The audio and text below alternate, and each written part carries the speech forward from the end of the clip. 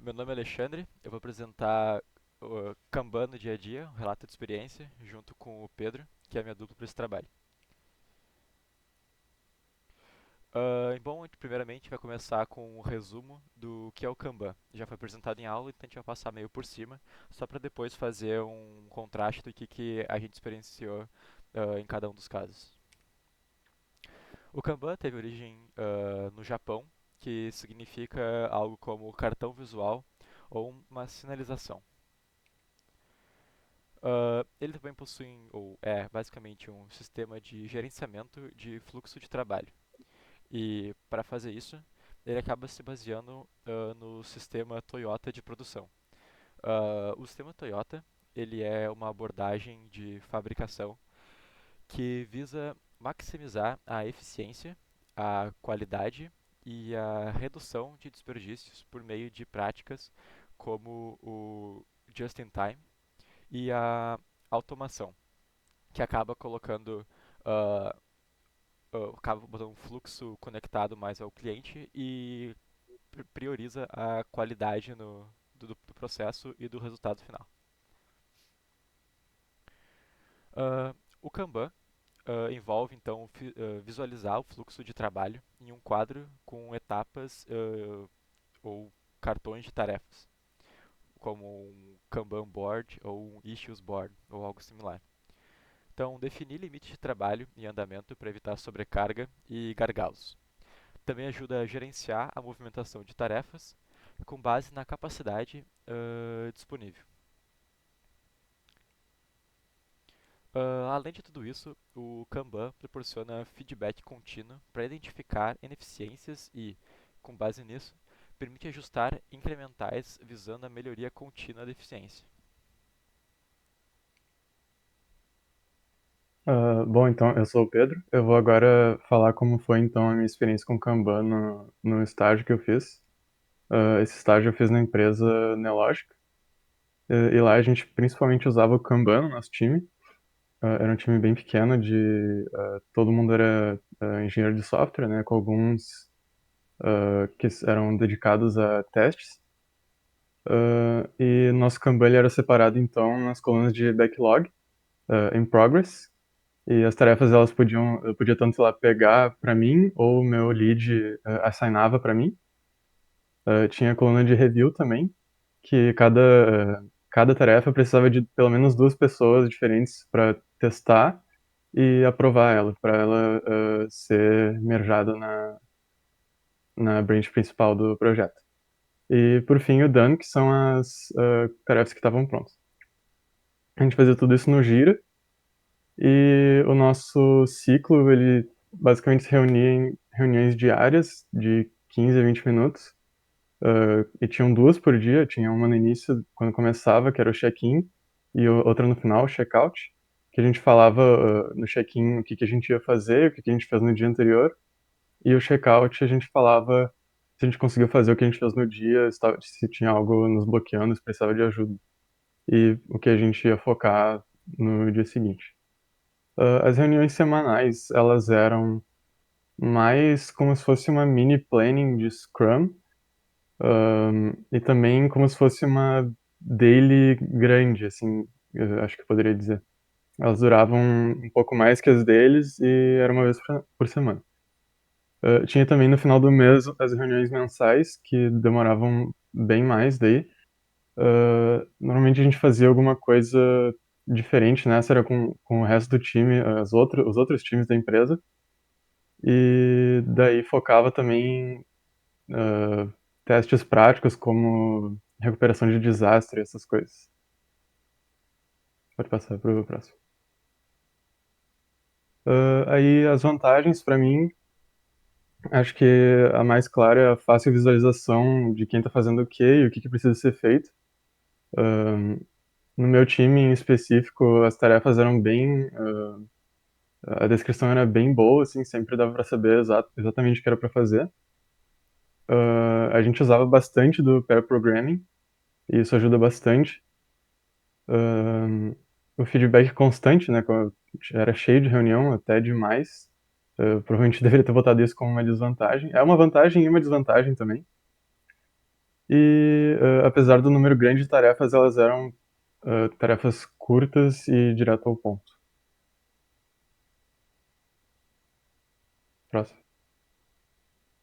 E as desvantagens, principalmente que a gente gastava muito tempo com reunião. Uh, Como era um time de bug fix, entrava muita tarefa, então o backlog sempre era maior do que a coluna do done, e sempre estava aumentando, nunca diminuía. O time era muito pequeno e tinha rotação de funcionários muito grande na empresa, ou seja, a cada um ano e pouco saía, tipo, o tempo médio de um funcionário ficar na empresa era um ano, mais ou menos. Então, depois de alguns meses que eu já estava na empresa, eu já era o funcionário mais antigo do meu time. Então, a perda de conhecimento era muito grande. A gente também não tinha ferramentas adequadas, nem pessoas dedicadas para fazer o teste das tarefas. Então, essa era a parte que mais demorava, tipo, by far, do processo. E tinha muita tarefa por dia, e assim, como tinha duas reuniões diárias, uma no início e uma no final, tu ficava com muita pressão para terminar tudo que tu precisava fazer para não ficar sem nada para falar na reunião. E basicamente isso.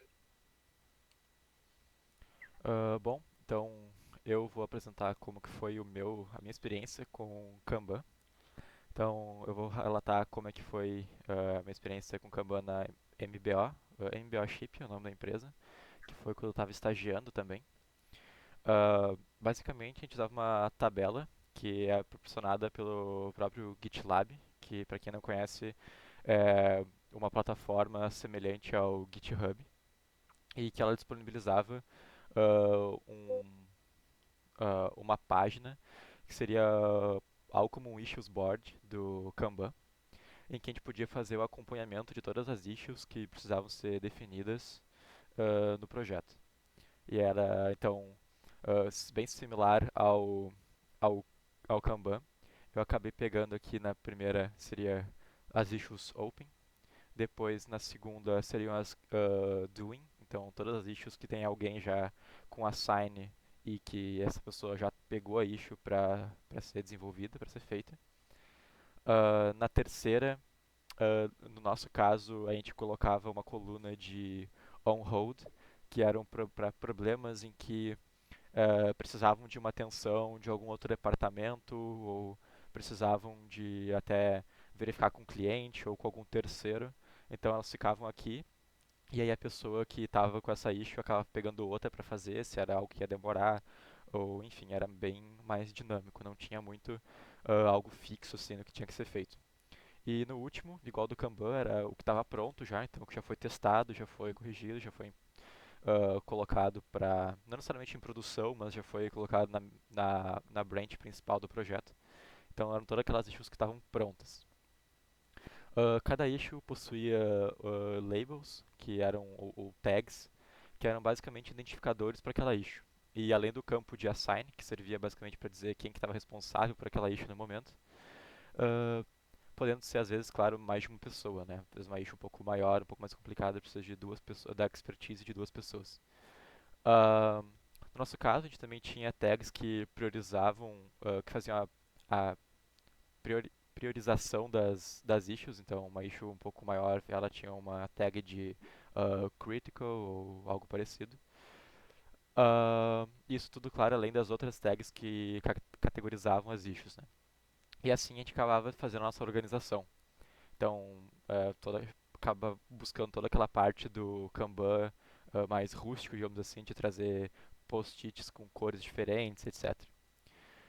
Esse planejamento, no nosso caso, podia mudar dependendo da reunião, que era uma reunião semanal que a gente tinha para definir o que ia ser feito durante a semana. Então esse planejamento acaba podendo mudar de uma semana para outra.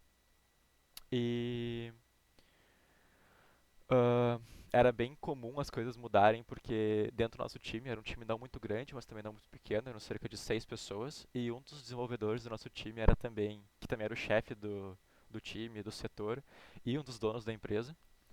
Uh, então ele tinha como esse contato direto com clientes e com o projeto, as coisas podiam acabar mudando de uma hora para outra, assim.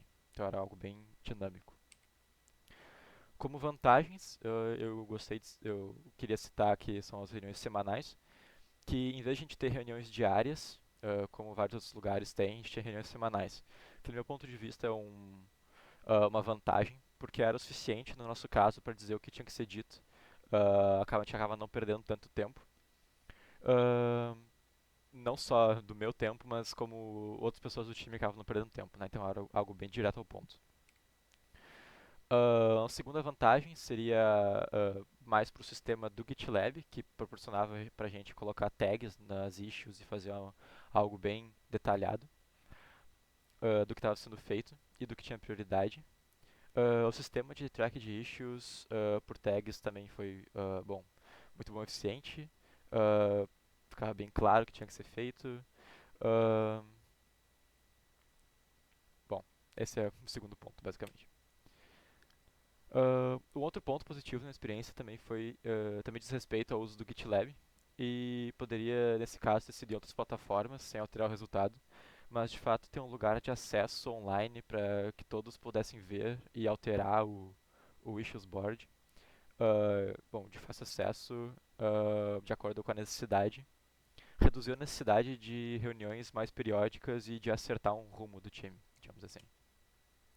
Um quarto ponto, que teve uma vantagem da aplicação do Kanban, como dito no item 1, nossas reuniões eram semanais, no nosso caso era toda segunda-feira, e um dos nossos colegas dev também era o nosso PO, era o nosso uh, uh, Product Manager e também era um dos donos da empresa, né? Então era muito fácil para alguém do time simplesmente tirar dúvida diretamente com ele, sem precisar convocar todo o time toda vez que precisava de alguma coisa um pouco maior. E, bom, isso acabava agilizando bastante o processo. Por fim, uma outra vantagem que eu queria citar seria a clareza no que tinha que ser feito. Não vou falar muito nesse ponto porque acho que já foi dito nos pontos anteriores que eu citei. Bom, nas desvantagens fica um pouco mais complicado de fazer a distinção e colocar a culpa no Kanban em si. Do meu ponto de vista, o método era quase perfeito, pelo menos do jeito que a gente estava aplicando. Porém, ao decorrer do tempo, ele foi se deteriorando assim no que diz respeito à adoção do método em si pelas pessoas do time. O que aconteceu em resumo é algo que acho que pode acontecer em quase todos os métodos, não é algo específico do Kanban, mas que foi que a reunião semanal nossa ficou cada vez mais parecendo uma reunião de prestações de contas, em vez de uma reunião de planejamento e de update do time. Uh, onde algumas pessoas do time basicamente queriam apenas ficar falando coisas não pertinentes à reunião para parecer que estavam fazendo alguma coisa a mais, tipo indo aquele extra mile ou trabalhando duro, meio que para encher a própria encher a própria bola assim, sei lá, enfim. Uh, Além disso, a reunião começou com um planejamento para ser bem objetiva, demorar no máximo 30 minutos para um time de 6 pessoas, o que é será algo bem eficiente, mas chegou em momentos até durar em 2 horas. Uh, essas 2 horas em vários casos. Bom, isso acabou deixando bem ineficiente, acabou perdendo bastante uh, eficiência ali ao longo do processo para todo mundo, tanto que várias não era raro acontecer de algumas pessoas virem perguntar coisas para mim que eu já tinha dito na reunião, ou que eu fui perguntar coisas para as pessoas que também já tinha sido dito na reunião, justamente por ser uma reunião muito longa, as pessoas ficarem cansadas da reunião, não ser algo objetivo. Então acho que isso é uma grande desvantagem. E que depois a pessoa teria que recuperar todas aquelas 2 horas gastas para aí sim produzir algo que poderia ter sido feito naquele meio tempo. E por nossa apresentação é isso. Obrigado.